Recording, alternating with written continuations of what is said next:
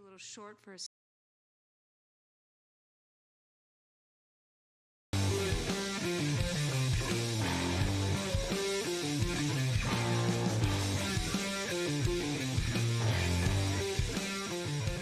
What's up, nerds? Welcome to another episode of the Multiverse Report. We are recapping the season finale of Star Wars Andor, from Rick's Road to the Death Star and everywhere in between. My name is Mike Gibson. With me, as always, is Steve Heller. What's up, Steve? Well, apparently bricks that contain the remains of living humans, because that's what started apparently the Galactic Civil War. Yeah, they can be used to build the buildings of the wonderful community on Ferrix, and they can also be used to smash fascists in the face. Mm-hmm. Yeah. So I guess we now have seen the beginnings. Like, I don't know. Did I take it wrong? Was that the fire that lit the flame that burned the Empire down? Yeah, I think it might have been, right? I mean, we've seen other stuff in other Here shows. and there, Like we've seen stuff in, Rebels, say. Yep. Or I'm gonna say Clone Wars, just because like we saw that's where we meet like Saw Gerrera or something, but Well, but we've seen, But and this that's is a something I picked up on from the Ringer podcast that I listen to. Mhm. We've never seen the proletariat rise up. It's True. always been rebel cells, and Yes. this was just like everybody. So Yeah, I agree. it might have been the spark of hope, if you I will. think that was a spark. Yeah. Okay, I was going to ask a question that would have taken us far off of not talking about the episode at all, so maybe I'll save that for the end. Remind me at the end to ask the question that I was going to ask in the beginning. If I still remember it, Okay, then sounds good. it'll be We'll good do discussion. that. So yeah, season finale of Andor, season 1. This show 100% stuck the landing for me. Yes. It did not try to do too much. It did not overstep. It did not jump the shark in any kind of way. It just continued to follow its characters and let its storyline play out in a pacing and timing that was just absolutely perfect for me, and cemented itself as one of my favorite Star Wars things ever. Yeah, and I guess, I don't know, do we get into it now or do we hold it till the end? You know what? We've seen this, and we'll talk more about the intricacies of the episode and the intricacies of the season, but on a scale of 1 to 10, where are you going? If you'd like me to go first, I will.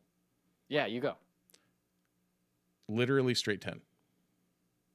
I mean, or like I'm high 9.9 something. Like it's I am there. Using a 1 to 10 scale that you just gave me. Yep. I'm not comparing it to other Star Wars media. I'm Correct. just ranking it on everything that on a season of television. On a season in the of television. Star Wars universe, or not, whatever you feel like your criteria wants to be. 10 out of 10. Yeah. It was perfect. Like outside of Empire, I don't think there's been anything better that I've seen.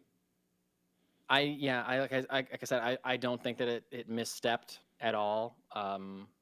Along its way, there was at no point when I was like, oh, wait a second, what are they doing? I don't like this. Why'd they do that? Or where does that fit? Or it's not quite where I would have taken it. Or that's a little too much. Right. Or I don't think that he would run into Han Solo or whatever. Right. They didn't do like dumb cameos or whatever like that. That didn't make sense. More on Han Solo in our regular main episode. Yeah. So come back for that weekly recap. I agree. I especially, I mean, if you are comparing it to other Star Wars television shows, it's my favorite. Yep. Hands down. I think I've said that in the last like 4 episodes of this review that we've done. I think it was probably like after episode 6, we were both like, no, this is special. Like there's something special else. here. Yeah. So I mean, this episode is basically Cassian does what nobody wanted him to do, but we all knew that he was going to do, which is go back to Ferrix, literally the most dangerous place that he could go in the galaxy. he goes anyway because even though I said, "Why would you do that? Why would you go back?" My wife said, "Would you miss your mom's funeral?" Right. I was like, "You know what? I don't know that I would. Yep. I don't know that I would."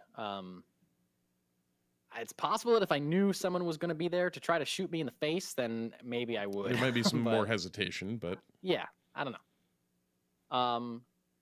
So he goes to attend his mother's funeral and also to, realizes that Bix is in trouble and mhm. tries to save her as well.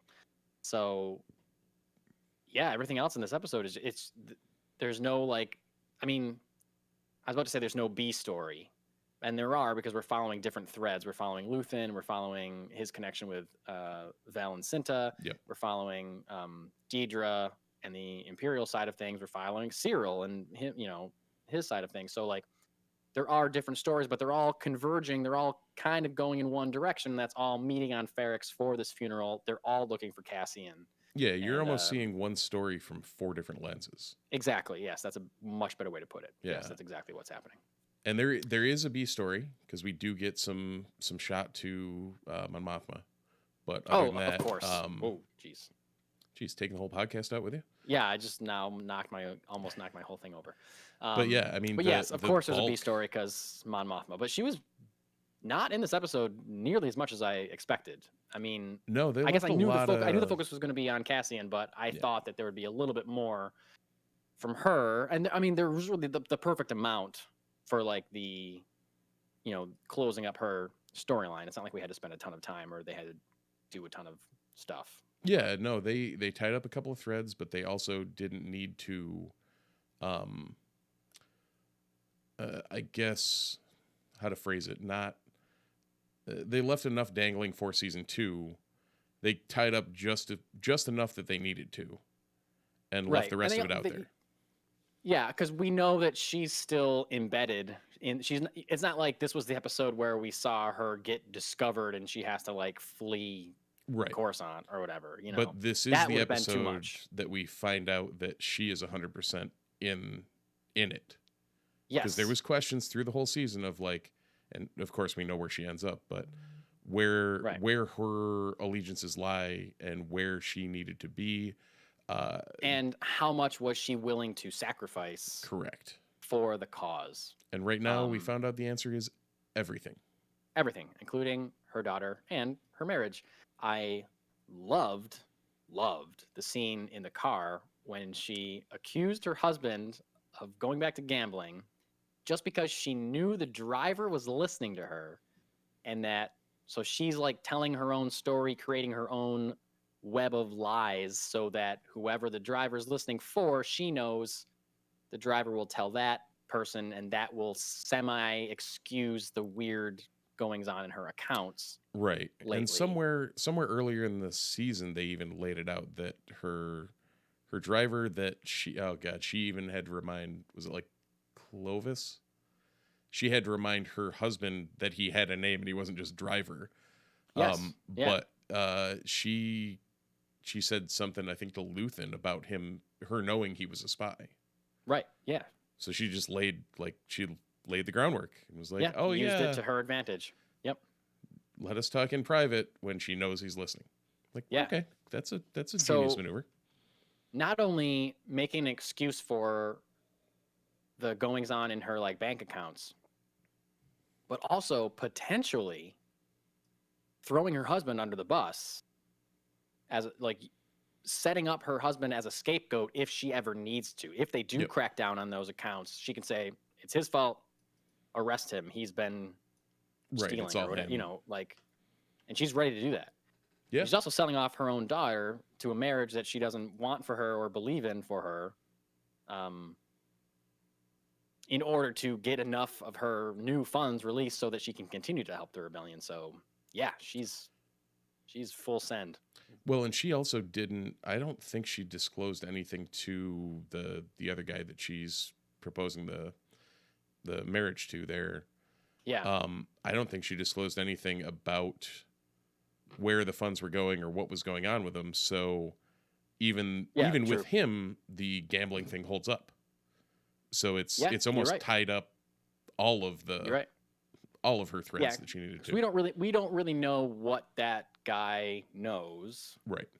The guy whose son is meeting her daughter. Right. We don't know what he knows. Like I get the feeling that he knows more than he lets on that he knows, or he assumes more than he lets on, and we don't know what that Tay guy has told him when arranging that meeting. Right. So, but yeah. Well, we and don't Tay know. Coleman doesn't even know 100% what's going on.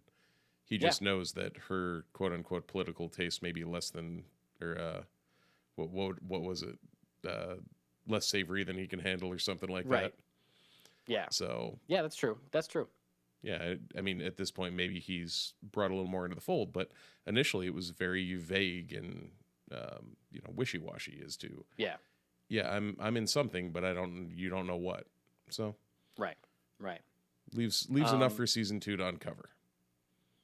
Absolutely. Yep.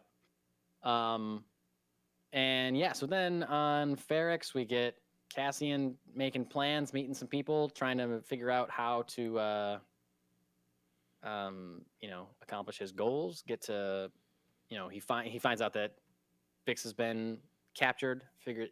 Decides that he has to help her out, make some alliances, so he doesn't get caught. Somebody that he knows decides to rat him out to the Empire, gets a couple people killed, gets himself Narchi. killed. What's that? Narchi. Narchi is his I name? think that was his name. I What saw a it on name. the subtitles. Nice. Don't think I remembered that from season 1 or episode 1. Although we did talk about him last week because he was the guy that brought the big brute, right? Early on. Oh, I think was that the same guy? I think so. Oh, I don't remember. Cool. And yeah, it's just like a game. It starts becoming a game of cat and mouse on Ferrix with this, slow burn or slow build of the discontent within the people of Ferrix, rising to this funeral. I really loved the funeral marching band thing. That was great. That was awesome. All the instruments that were close to instruments, but not quite. Yeah, they looked like regular instruments with like more Star Warsy just like stuff a glued double onto them, flute with like and, other like- instrument parts. Yeah, additional, there was like a euphonium with a euphonium attached to it, or something. I was it like, was like okay. a flute with a clarinet ending, or Yep. two things attached. It's like looked like double clarinet or something. I don't know, like. I But mean, super cool. I can't say design. anything as the bassoonist around here, but there were some weird ass instruments in the in the band. But also they looked believably playable by humans, Right. and not just like shoved into a weird mouth opening like the Cantina band, Right. whose name is. They are jizz whalers. It is Figrin Dan and the modal nodes, my friend. Figuring down on the modal nodes. Yeah, for those of you who may be watching or listening to this and don't know that the type of music that the Cantina, that whatever you just said in the modal nodes are playing in episode 4, A New Hope, in the Cantina, the name of that music is jizz music. Apparently. That is canonically a unfortunate popular form of music. Canonically unfortunate. Unfortunately. Popular style of music in the Star Wars world. Jizz. Yep. So there's that not safe for work tag. All right, there's cool. That, yeah. I did see this great movie critic that I follow on Twitter, Lon Harris, posted a picture of the marching band from the episode of Star Wars of Andor, saying, so if marching bands canonically exist in the Star Wars universe, and most people learn these instruments when they're in high school, that leaves the door open for canonical Star Wars ska bands to exist. There you go. Very funny. Oh god, that's great. So yeah, I love that, and the whole procession thing was great. The Empire thinking that they are in control of it, and then it starts earlier than they are expected, kind of throwing them off their game, which is great. Brasso at the head of it, like leading the whole thing, carrying Marva's the brick. Yep. And B2 then in tow, because of course B2 is there. Yes. Yep. I was just gonna say B2, top 5 droids, hands down. B2. Yeah, I think we had that conversation a couple other weeks. I think we did, but it's worth repeating. I think we're both there. That opinion. he's moved quickly up the pantheon. For me, he's up there with R2 and 3PO and BB-8 and Chopper. Mm-hmm. That's my top 5 right there. And B2. Yeah, that's all. Right? Yeah. I might throw an HK-47 from the Old Republic in, but you haven't played that, so. No, I don't know. Sorry. Yeah, when that remake comes out, you got to hit that up. I'm dying for it to come out, but I think it just changed studios or something like that. Yeah, some weird. Restart it. So just a delay on it. I don't know. Anyway, I really, at first, when a couple episodes ago, when we got back to Ferrix and learned that Marva had died, I was shocked that we didn't like get another scene with her, or get a death scene or something like that. I was like, oh wow, we're just not going to see that actress again. Nope. Yep. Great way to say goodbye to her through a hollow projection from B2. And yeah, her giving this great. How many great inspiring monologues has this show given us? I was just looking this up to see who wrote the episode. I think it was Gilroy. Yeah. And I was going to see compared to he had writing credits on both of the last 2 episodes, so at least 3 of the best speeches we've gotten. And before that, like, there were still even solid monologues for episodes he didn't write. Right. But I mean, this man can monologue. Yeah, and he hires some good people that know what they're doing, for sure. So, great, inspiring speech leads directly to a conflict. And another thing that I loved about this fight when it broke out, not just the dude that was wailing Imperial soldiers with a brick in the face. I love that, again, I've said this before, I love this show's handling of stormtroopers and not giving us 1,000 stormtroopers from episode 1, from minute 1, like every piece of Star Wars medium ever has. Right. And have them be worthless and not useful. Yes, yeah. Even when the fighting broke out, they just stood there until they were given the order to fire. It's like, no, these are trained military soldiers, and we've gotten too much of them in a way that lampoons them, or in a way that makes them feel expendable. Where this show held like, nope, these are like the legit fighting force of the Empire, and they follow orders, and they're not going to open fire until they're fucking told to open fire. Right. And they also made Obi-Wan not a liar because they mowed the shit down. Yes. Like they were that accurate. Yeah, only Imperial stormtroopers are so precise. Yeah. Yeah. Like for years, that line has been a lampoon because we've never seen it. Yeah, because their aim is terrible. Right. Yeah. In the movies, they're all horrible. In the shows, like even in Rebels, they make them out to be, comedic and whatnot, and it's part of the medium, but it is what it is. Right. And this and, to a degree, Mandalorian are the only things that we've seen that where, like you're saying, they're the elite fighting force of the Empire. Right. So Mandalorian season 1 did have that great scene. The 2 of them on the speeder bike. Those 2 stormtroopers are hanging on speeder bikes, and one tries to shoot like a rock or something, and it's like 50 yards away and can't do it. I can't remember who those 2 were. Also they were great. They were 2 cameos. One of them is Jason Sudeikis. I remember that. I don't remember who the other one was. I couldn't. Oh God, I couldn't remember whether it was Sudeikis or Mantzoukas, so I didn't want to say. Oh yeah, I was like, I know it's one Sudeikis, of them. I believe. Yeah. I know it's adjacent. Yeah.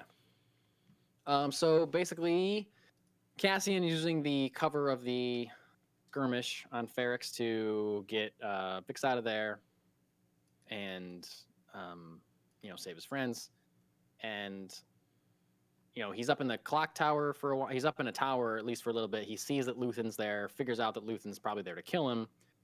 I don't think he ever sees Val or Cinta, but knows enough that Luthen's there. Yep. But he's still able to accomplish. You saw Miro too, from his vantage point. Yes, he saw Deidre. Yep. So he knew shit was going down. Knew that they were onto him. So he had to bail. He had to bail. Deidre getting escorted by death troopers. Did you notice those? Yep. Those were death troopers. That was cool. Which, I mean, that makes sense. Krennic. Yeah. Yep. and those were created for Rogue One, so we're in like the same, Mhm. kind of thing here. Um, my wife was like, Death Troopers, is that what they're called? I was like, yeah. I'm not gonna go into why because it's murky. Right. The canonization of why they're called Death Troopers is a little murky because I think it was supposed to be fleshed out and then it wasn't, but it's in like a book somewhere, but it's not like, I don't know. Yeah, and Are then they there's are also they reanimated dead stormtroopers? Who so that knows? was the old EU Death Troopers Yeah, book was a horror novel right. about zombie stormtroopers, which eh, good Yeah. novel, but doesn't quite work in the modern canon. So we'll go with that. I feel like I remember reading that it was like in like the Rogue One Oh, in the coffee table novelization book or type thing. whatever. Yeah. Not the Oh, novelization, okay. like the whatever, like behind the Yeah. scenes or art of Rogue One or the visual dictionary of Rogue One or something that they mentioned that, but kind of like, well, does that mean that is it? It seems a little too far fetched for a live action. I mean, who knows? They can do whatever they want, but Well, I mean, anyway, they were making something in Mando. yeah, that's true. It's true. Um, so anyway, yeah, I mean, he gets Bix out of there. They escape to the shipyard, and they get on out of there. And Cassian says, "I'll follow you. I'll find you. I promise that I'll find you." And I felt really bad for B2 again because he was so excited to see Cassian. Cassian, Cassian. and then you're not coming with us. Oh, God. poor guy. Poor guy. Once again, Um, never has a different droid made me more emotional. I know. Yeah. Like he's the one that brought like when the stormtroopers kicked over B2, Oh yeah. and I that's was what like, incited the whole thing. Like no. Yeah. B2 getting kicked over started the Galactic Civil War, and I will stand by this. Yeah. And it's like, Yes. okay, yeah. But I Yeah. mean, he's broadcasting that, much like R2 broadcasting to Obi-Wan. Hmm. He's broadcasting a hollow to all these people, and it's just very poignant and brings him up the pantheon of droids we care about. Yeah. Absolutely. For sure. So yeah, and then at the end we get to Cassian confronting Luthen and saying, "I know you're here to kill me, so go ahead and do it. Kill me or bring me in. Hmm. I want to join you." Basically, is what he's saying, and that's the end of the episode. So I think that was a perfect ending to season one. We see Cassian go from self-preservation, just out for himself guy, doesn't really know what he's doing, to I want to join this cause for whatever reason. My mom believed in it. Right. I've seen firsthand the cruelty of this fascist regime. Blah blah blah blah. I want to join you. I want to be a part of what you're doing. So, a perfect place to stop to get us ready for season two, which is filming right now. Yeah. I believe. They did And tie up the Cyril. Well, they made things even more confusing on the Cyril and Deidre story arc. Yes, Cyril. I thought Cyril was gonna. There was like a. Oh yeah, because we saw a kid throw a bomb. Oh yeah, and it was the kid that was the son of the shop owner that the radio was in, that Bix and the Bix That's was what I using to thought. contact Luthen. Yeah. So Yep. I thought Cyril was gonna jump on that bomb, mm, like jump on the grenade. And we didn't really see what happened except the bomb went off. right. And then he's the one that saved Deidre. And there was In one there's of a the weird weirdly energy. awkward some of the most awkward tension in a Star Wars film Oh yeah. product Oh yeah. property. Yeah. Definitely like a weird energy.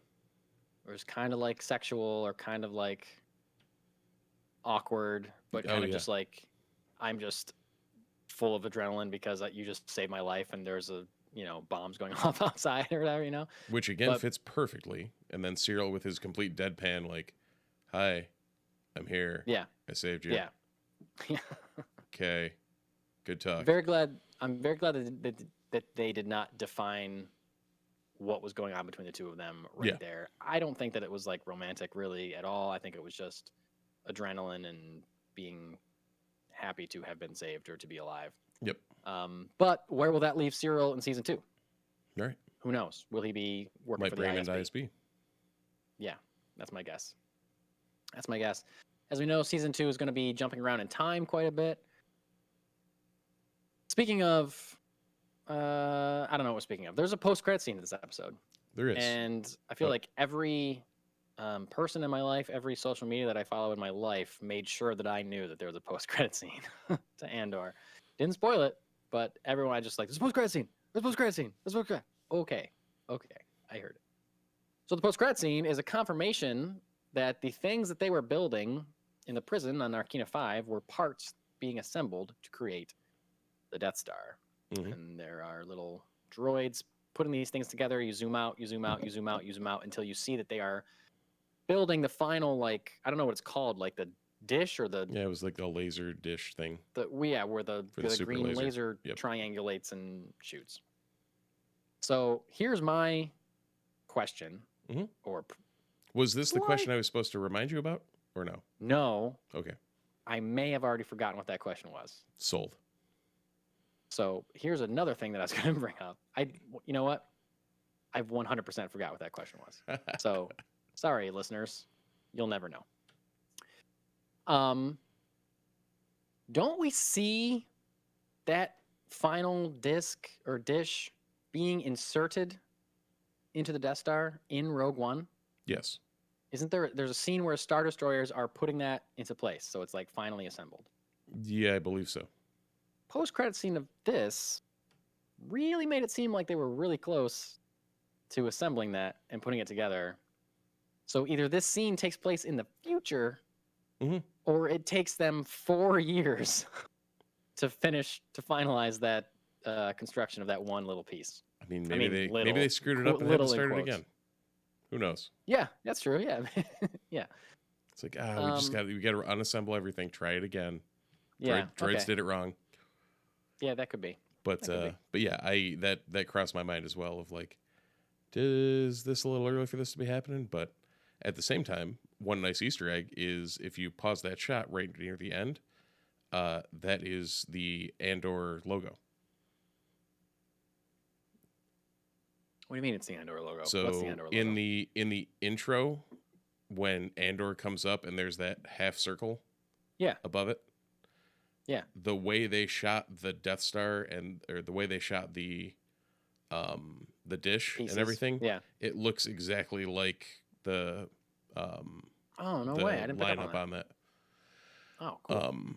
Now that said, that whole post credit scene to me was relatively like, why?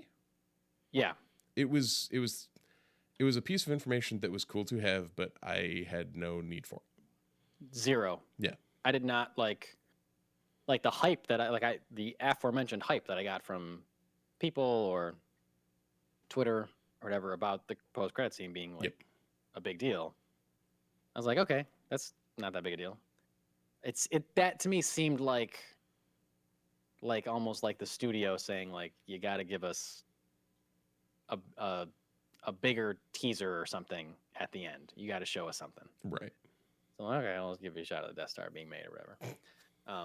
And I'm very interested, not just because season 1 was incredible. I'm very interested in season 2 because a few episodes of this review ago, we talked about how he being the showrunner, Tony Gilroy, has mentioned that because they're getting closer to Rogue One, and the season 2 is going to lead us right up into Rogue One territory. That we're going to get more Star Wars-y stuff. We're going to get more things we recognize. Like he confirmed we're going to go to Yavin 4. Right. And that kind of stuff. So is season 2 going to be more Easter eggy than season 1? And if it is it going to, like, ruin is a harsh word, but you know what I mean? Is it going to feel different enough to not be as in line with season 1? I don't know. Right. It's a worry, but I think one that they can handle, especially in the time period. Like, yeah, we're going to Yavin 4, but it's not like Red Squadron is based out of there, and we're gonna see like Wedge and Biggs walking around or something like that. Yeah. I mean, maybe in like a final episode. Well, I don't think we're going to see Wedge and Biggs walking around Right. because those actors are very old. Also or true. Dead. Yeah. And if I remember right, Rebels is when Wedge defected from the Imperials. Oh yeah, So- yeah, that's right. So maybe we will see Wedge walking around, but Maybe, but played by a different actor because Dennis apparently- Lawson's not a spring chicken anymore. and it was like apparently it was like pulling teeth to get him back for a tiny ass cameo in Rise of Skywalker because he did not want to come back. Apparently they wanted to come back for Force Awakens and Last Jedi, and he just kept saying no. I would assume his nephew probably had something to say about that. Who's his nephew? Ewan McGregor. Really? Wedge's nephew is Obi-Wan Kenobi. I feel like I knew that before. Yeah. That's still crazy though. Oh yeah. Yeah, could have been. And they got him for like 10 seconds saying, "Nice shot, Lando," or "Nice flying, Lando," or something like that. Like, that's it. Right. Like, A nice- put him his own ship at least. Like, Right. give me a cockpit shot of Wedge. Like, that's what I want in the A X-wing, man. nice callback to his nice shot, Jansen. I guess so. Yeah. Yeah. But I don't know. We don't have to talk about why Rise of Skywalker is not great. We do that too much. No, there's plenty. I mean, we could have multiple episodes on that. We could. but Maybe we're not someday we gonna. will. Yeah, maybe. We're not gonna. If we hit a real lull, we're definitely gonna go in. We can go into that. Yeah. But yeah, no. Next I time, think next pandemic, we'll just do Right. an episode on each Star Wars movie. Yeah. Really drag things out. Yep. That's all I got. This show was great. I don't Yeah. know what else to say. This show was great. Not the question I was thinking of asking in the beginning because that's long gone. Steve, for season 2, speaking of, we're talking about cameos, we're talking about more Star Wars things. Do you think we'll see Jyn Erso in season 2? Like, is that going to be the end of season 2? The post-credit scene in season 2? Is it going to be? I would like to them think going no. after Jyn. I would like to think no. Or maybe that's where they leave it, is at the beginning of that. Or is it possible that part of season 2, similar to like in season 1, how we're focused on Cassian's storyline and Mon Mothma's storyline. Yep. As at some point, Cassian and Mon Mothma's storyline is going to become the same storyline. Is it possible that we will jump to catch up with Jyn Erso while she's with Saw Gerrera? Oh, like her early growing up. Yeah. That's not a. I think that's a huge possibility. Now that Yeah. we know that Saw Gerrera is in, we spent more time with Saw in season 1 than I thought we were gonna. We saw him like 3 times. Yeah, I at thought we least were gonna get 3 like times. one cameo from Forrest Whitaker, and that was gonna be it. But he was like in it a few episodes. And it wasn't like a quick cameo. Like all of them were extended, like fleshed out scenes. Exactly. Yes. So that tells me there's a real possibility that I don't know if Felicia, what's her name? Is her name Felicia? I'm thinking, man. Oh God, what is? I might have just pulled that out of nowhere. I'm starting to doubt that it's Felicia. I really don't think it is. You know why? I think she was she played Felicia Hardy in The Amazing Spider-Man 2, which is why I said that, but it's not her name at all. Her name is Felicity Jones. Felicity. I was so close. You were right there. You were right there. So close. Felicity Jones. I think there's a big possibility that we will see Jyn Erso either as a child or played by Felicity Jones in like a later episode of season 2. Yeah, I could see that. And even if That's it's my not guess. like a major role or something, maybe they don't get Felicity Jones back. They get one of the actors that played her when she was a child or something along those. Get the same actor that played her in the beginning of Rogue One as a small child. Right. She's what, 10 years older now or whatever, 8 years older. So yeah, I mean, then they she filmed can it probably play her 2 8 years years before older. it came out. So yeah. Yeah. Do that, Lucasfilm. Come on, Kathleen Kennedy. We got all the good ideas. Tony Yeah. Gilroy, give us a call. We'll work. We'll Absolutely. just throw us some money. You can take all of our ideas. No problem. Oh gosh. Yep. You got anything else about Andor in general? No. I think we'll be rolling right into. If you're watching on Twitch, we'll be rolling right into the Guardians of the Galaxy holiday special. If you're listening on the podcast, that'll be tacked to the end of the pod. Is it going to be? I thought we were going to do separate episodes, but we'll Oh, figure it out. okay. Yeah, that works too. Whatever. You'll find it somewhere in the feed. We It's will be somewhere in your talking about feed. the Guardians of the Galaxy Yeah. holiday special. Exactly. Either it's a separate episode or it's tied into the main episode because we're pretty sure the main episode's going to be a little bit shorter. Not a ton to talk about, We but say that a lot, but we say that a lot. Exactly. Yeah. We also spent 40 minutes before we're supposed to start recording this episode talking about Rage Against the Machine, Yeah. which, we didn't have to do that either. We So who probably knows should have what's gonna recorded happen. that for B-roll. Yeah, not? we should have. Start a Patreon. People can listen to our music takes. There you go. Yeah. I'm sure there's just so many people saying, I wish I could pay these guys more money to hear them talk about non-nerd stuff. Yeah. Yeah. There's like ones of them. Yeah. Oh, God. All right. I don't have anything else if you want to wrap this thing up. No, I'd say you're spot on and that we should wrap it up. And before you guys all wrap it up, make sure you like, subscribe, and leave us a comment on whatever platform you listen to this on. If you want to reach out to us, reach us out. Yeah, we'll go with it. On any of the socials at the Multiverse Report, Multiverse RPT at Twitter, multiverseport.com, multiverseport@gmail.com. Talk to us, and we're here. And yeah, that's it. That's it. So until next time, thanks for watching, thanks for listening, and we'll see you in the multiverse.